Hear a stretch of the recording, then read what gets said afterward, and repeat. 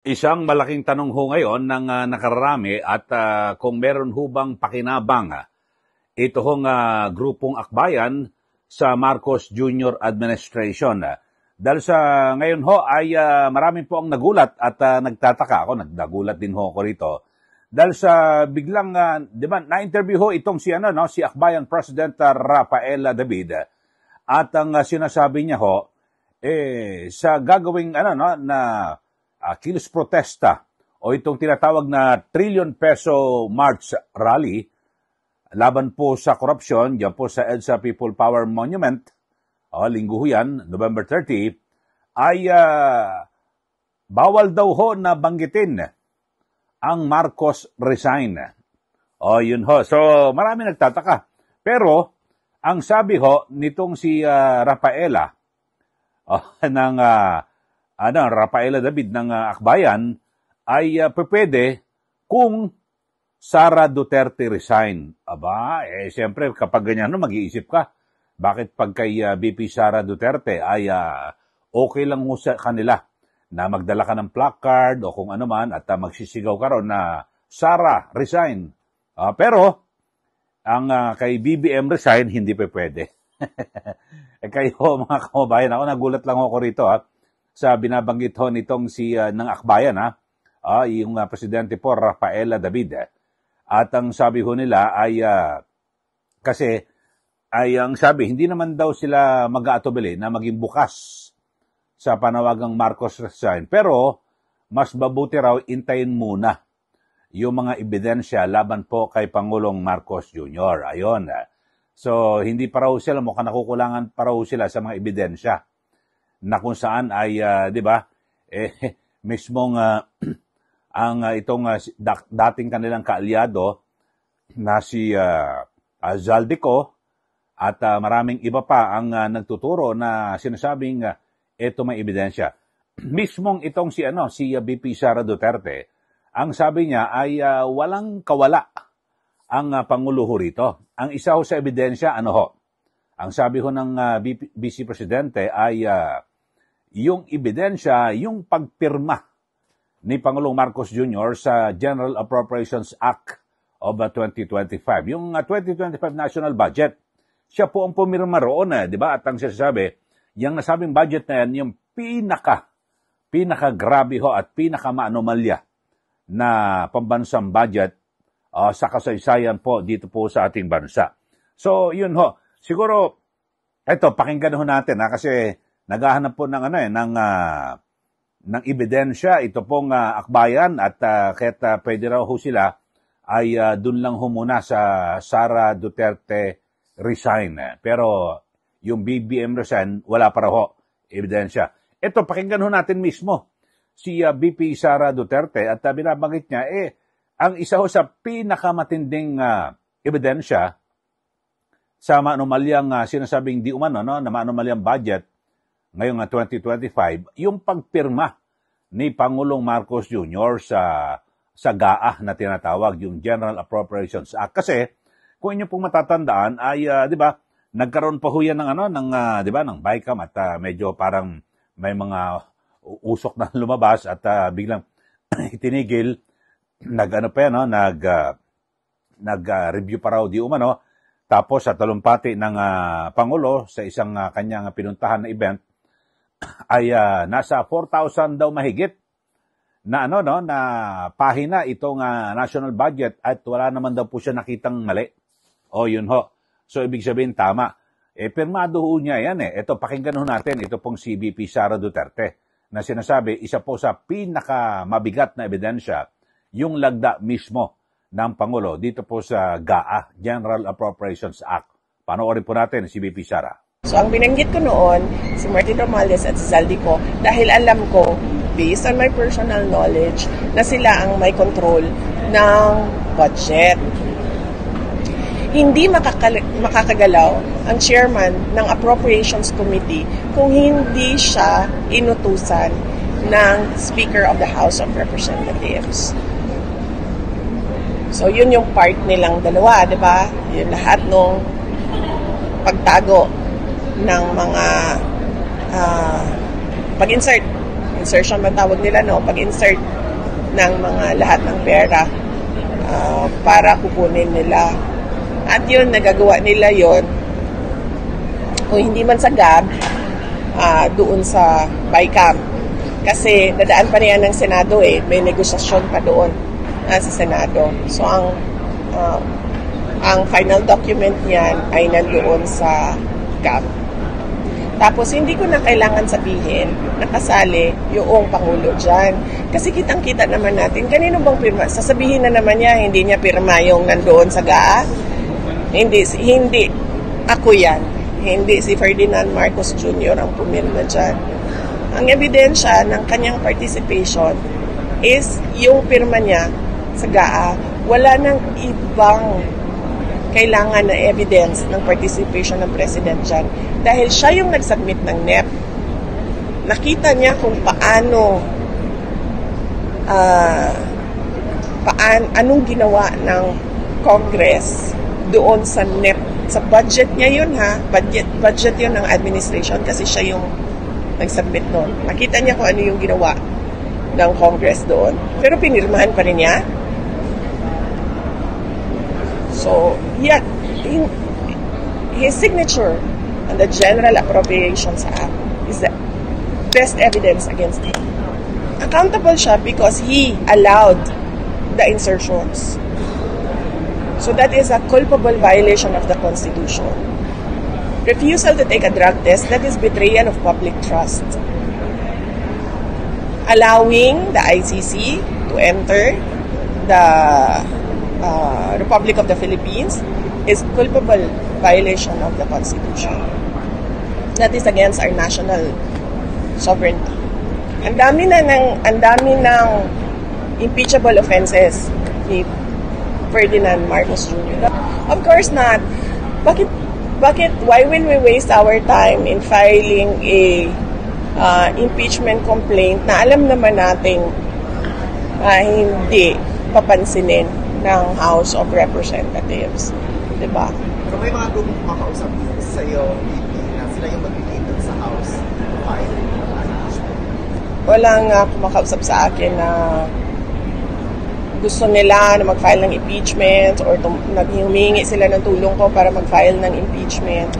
Walang ganun. Okay, yan po ang pahayag ni VP Sara Duterte. Pero ngayon talaga makikita nyo yung tono ng iba't ibang mga kumakalaban dito po kay VP Sara Duterte. Halimbawa, yung presidente pong ng Liberal Party, ang sinasabi, itong si Erin Tanyada.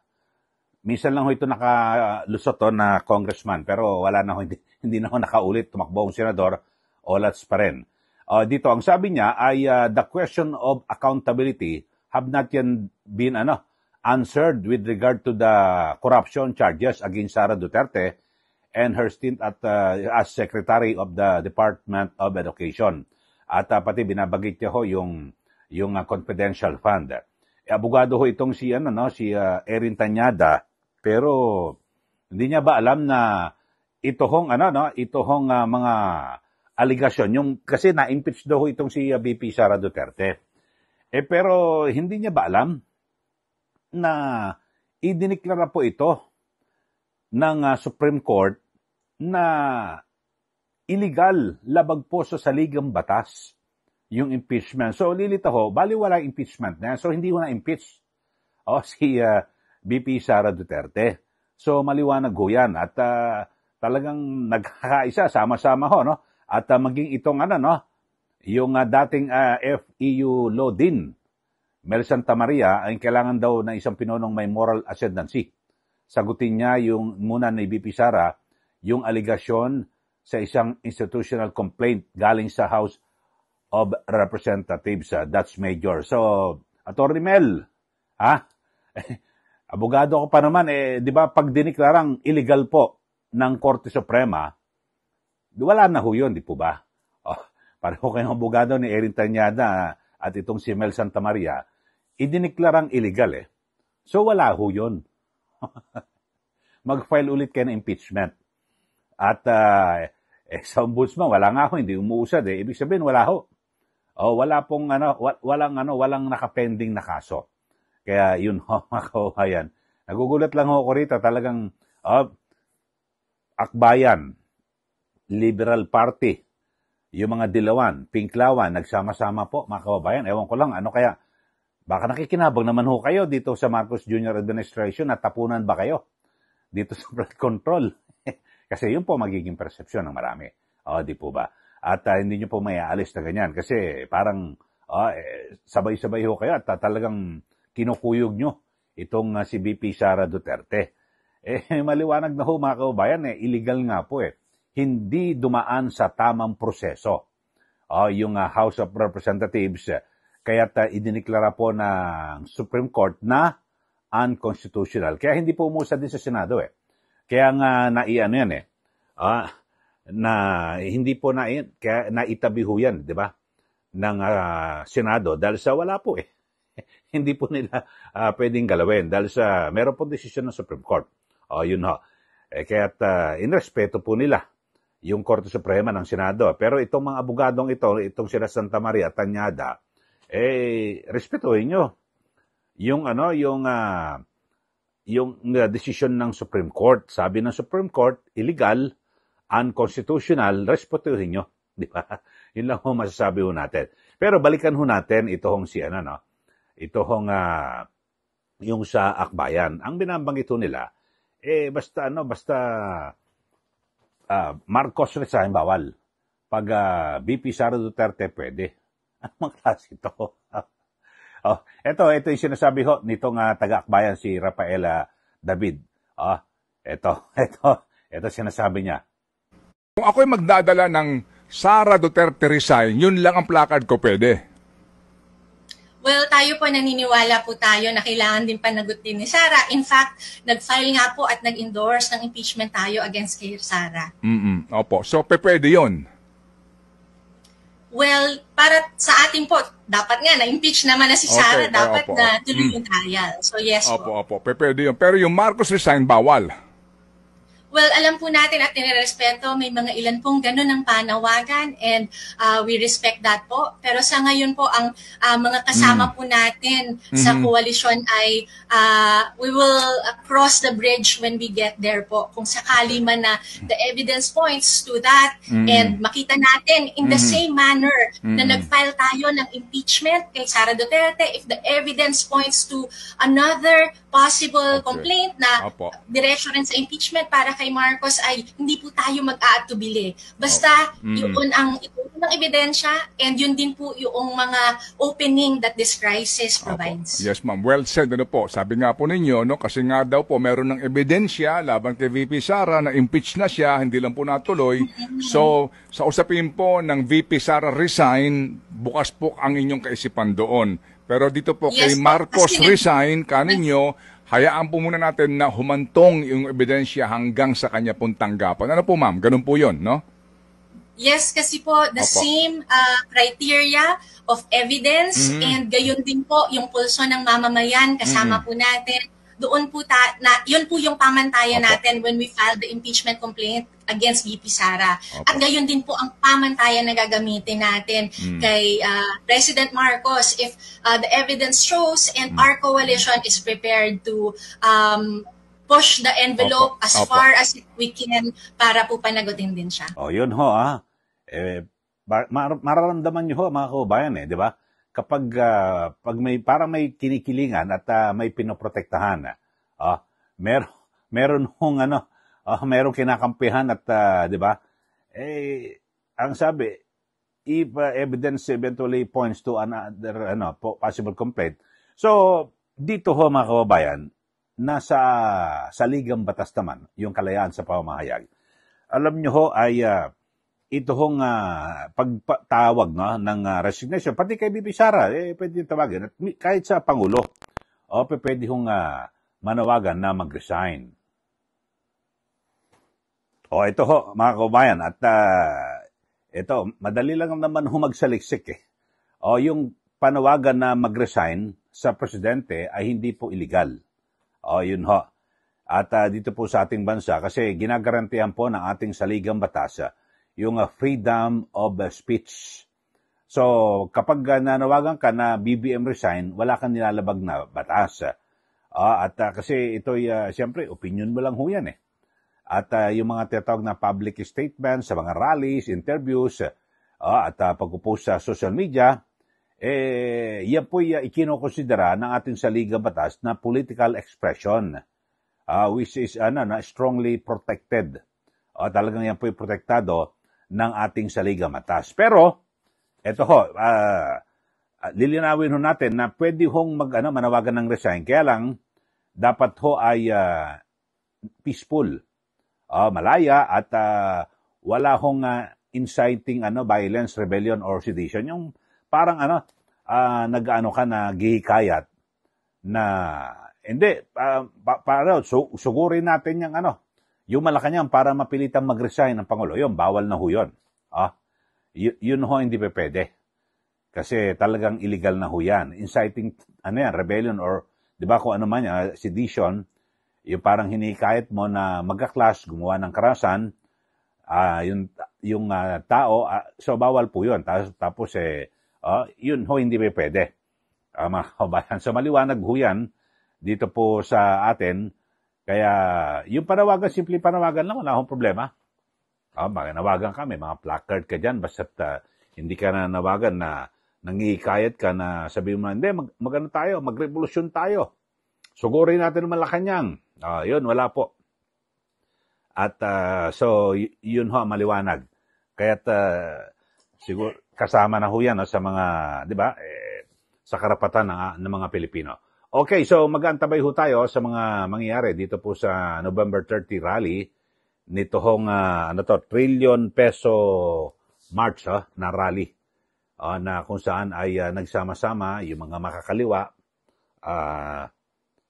mga Pinklawan, Dilawan, yung mga anti-Duterte.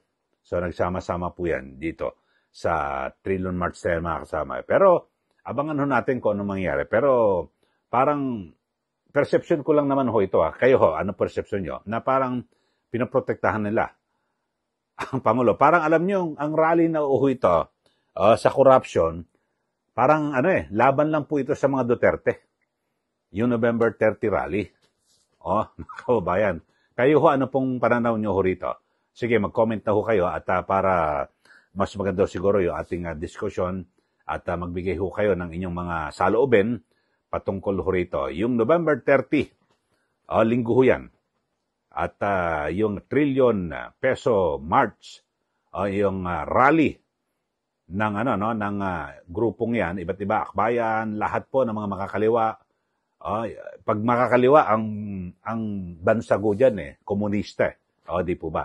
Tapos yung mga Dilawan, Pinklawan, yun ho, lahat po talagang sila po ay anti-Duterte. Yun. So, ano pong masasabi nyo rito, mga kababayan? So, magbigay na po kayo ng inyo pong komentaryo at mga anumang pananaw dito po sa ating pinag-uusapan. Sa mga bago lang po sa ating channel, subscribe na po kayo at huwag nyo po kalimutan na i-like at i-share.